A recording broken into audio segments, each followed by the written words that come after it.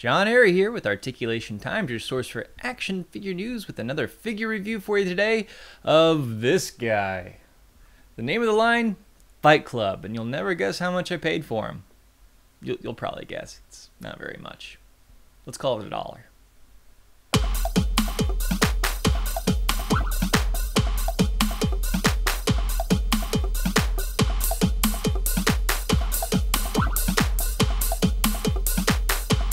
Okay, so before we take this guy out to play with, let's take a look at the packaging, because it is really, really awful. The name of the series is Fight Club, and it's a MMA 3 3/4 inch line of action figures. Found this at the local dollar store. This is the only figure they had. They had like 40 of them on the rack. The name of this guy is Carlos Loco Gonzalez, and I guess he's a submission champion. That's what it says right here, and it says this is the championship series. So I'd really hate to see what was below the championship series, because this is awful enough. You flip it over and it shows the different fighters in the line, tells you to collect them all. But what drives me nuts is the back card here is for a guy named Jack Hammer Jackson. I think they put Jack Hammer Jackson's back card on the figure for Carlos Loco Gonzalez. Maybe this is why he was at the dollar store. Just really, really lame. And they're all like computer generated pictures of the guys. It's really awful. And I'm wanting to know like what the licensing was on this, where this came from, because it is just truly awful.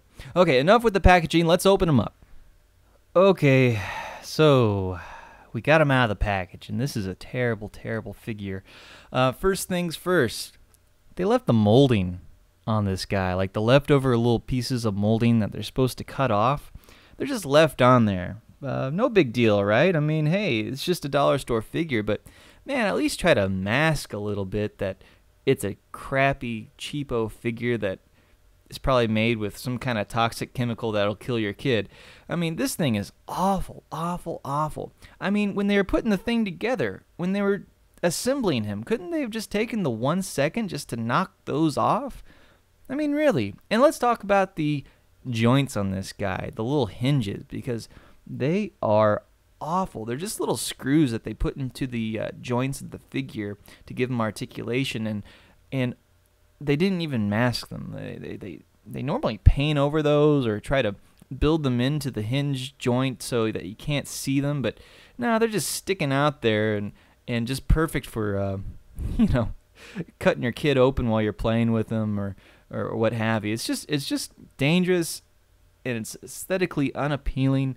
Just awful. At least the articulation on him is okay. He has some articulation here on the knees, on the hips. He has a little bit on the elbow. His arm will rotate like that, and then his head also rotates. Paint on him is pretty awful as well. The face, here I'm going to bring this guy in for a close-up. It's really, really awful. The face is just hideous on this guy. And I can't figure out if this is in fact like his Fu Manchu, or he's just really, really sad and that's a big old frown. It's just really terrible. So overall, I would give this guy a really, really awful, awful grade. If you're at the dollar store and you see like 40 of these guys on the rack like I did, just walk right past them, because it's awful, it's dangerous, and frankly, the dollar store should be ashamed to even put this thing out.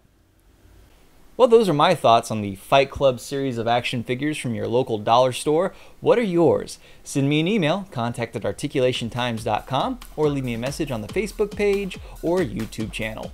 For Articulation Times, I'm John Airy. Keep collecting. Or don't. Don't collect these, but enjoy collecting good toys. Anyway, keep collecting.